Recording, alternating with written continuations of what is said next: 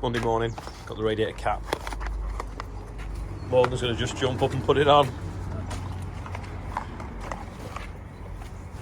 It's like shiny, isn't it?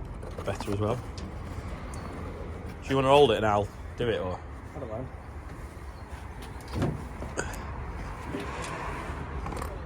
There.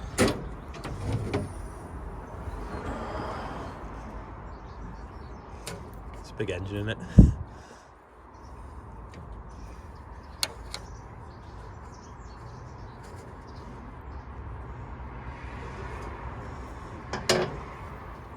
That's that. Get that brush out so we don't belt it. Down onto the handy step.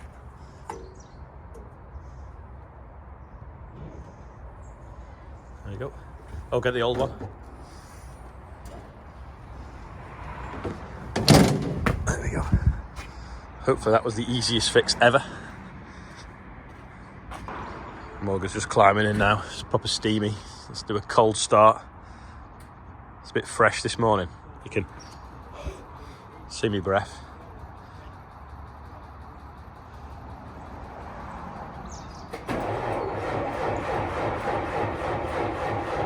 Batteries are cold as well. It's not got the best of batteries on it, this thing. Oh. It cranks over for age so the oil pressure builds up, but it's a little bit... Thought it might have gone by then. I don't think it's been running for a week.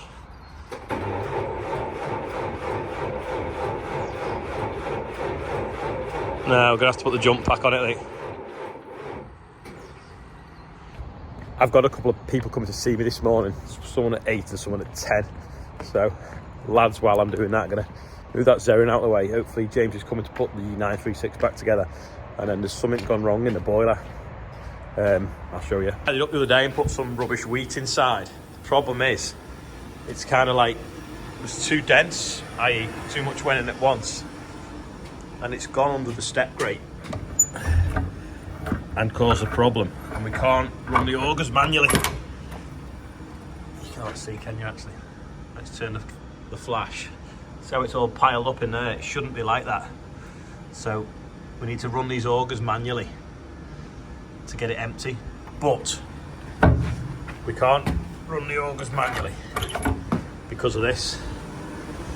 We've obviously got no screen back yet. So you normally go in here, run the augers. So what we need to do is put a jumper wire into these breakers or unclip them and push them in manually. Get the augers running with a handy screwdriver. Clear as much ash as possible. Run the auger underneath where the problem is, and then hopefully we won't have to get inside. If not, we'll have to get inside and redo the step grate. So that's what Rob's going to sort now. Is that even working?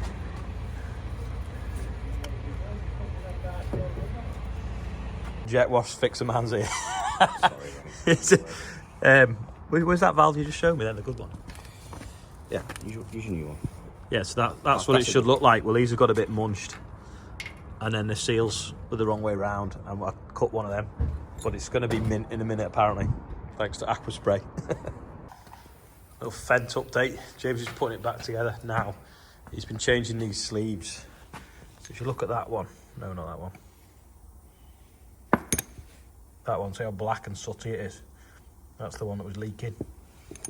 Whereas the rest of them are kind of like copper coloured inside. So we've changed them all, but that wasn't seating properly, so it was letting compression in to the bottom of the injector. And then it was bubbling back into the fuel filter, making it not start.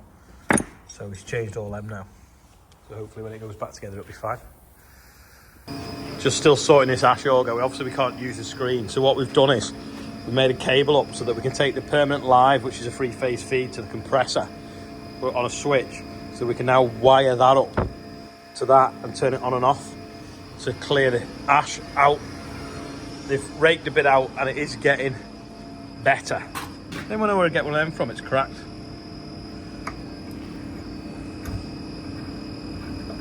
Let's open the door and I'll show you.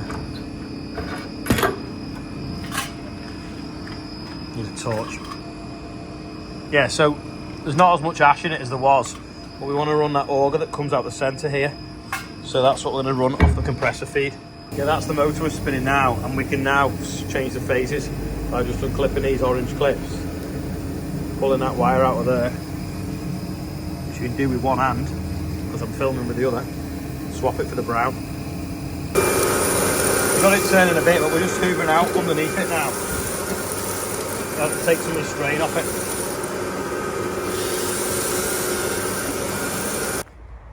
We're struggling with the boiler with no screen, and this is one of the breakers. It's an old one, and that's what happens when it's off. That's it when it's on. But what we want to do is we want to be able to turn it to this decal there. It's in a focus to there, so that we can manually override it without the screen, because it's obviously computer magnets that control the breaker on and off. But whatever we do, even when you press these, you can't get that to turn to on. That's a lockout, so if you flick that, that makes it so you can't turn it. You can put a padlock in that, so we can lock it off, we can put it on, but we just for automatic, but we can't get it to go to that position. Does anyone know why? It's a Schneider one. See if the battery's charged up enough.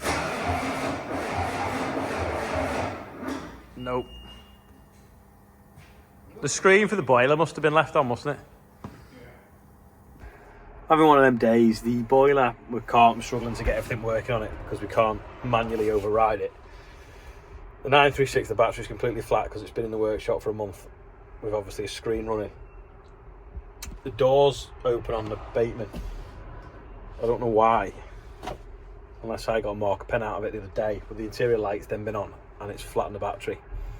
The Xerion had a flat battery this morning, but that's now working. We charged that up and that's fine.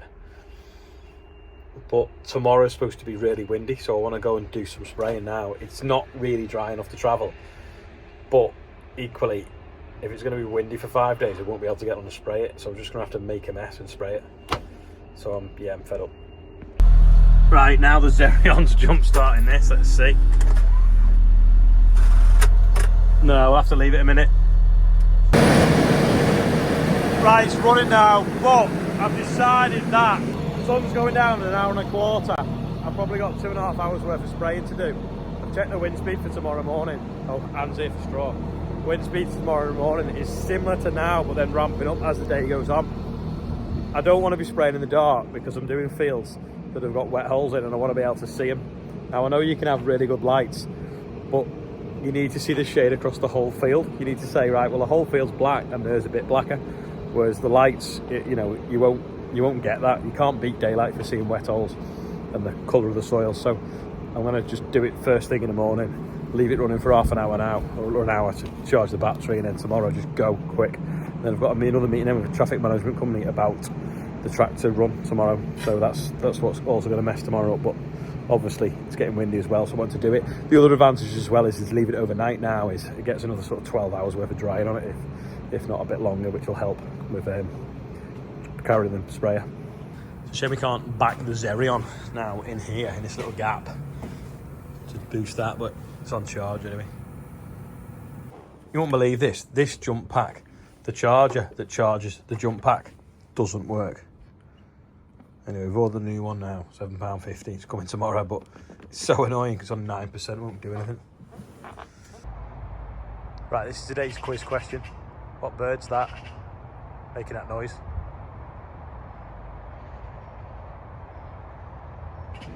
I cut the plug off that charger and it cracked inside, and there's no way of soldering it because it was so tiny. Anyway, one's coming tomorrow. The spray is still running now, that's charging up, and we've took the battery off the wood chipper because that's the same as this 936 one, so we can get the 936 running and know that it's right, and then we'll put that one on trickle charge overnight, that other battery. But I don't know, it's the cold weather or the fact that stuff's not been used that much, but yeah, what a nightmare. 13.6 volts, so that is charging up quite nicely by leaving it running. And Morgan owned up to leaving the door open because he said he was the last person using it. So unless it was me getting a marker pen out, I think it was Morgan. So we'll go with that. Is that the beautiful sound of a 936 running?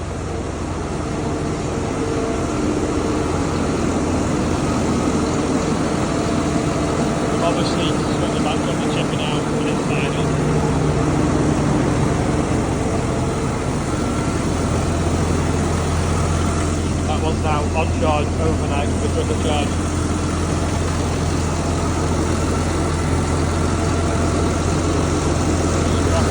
Down there. Oh.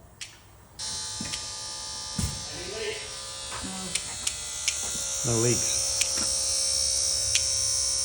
That lecky pump's quite loud, isn't it? Lecky electric. No, it's the Oh, is it? Yeah. Just try and start it up, Rob.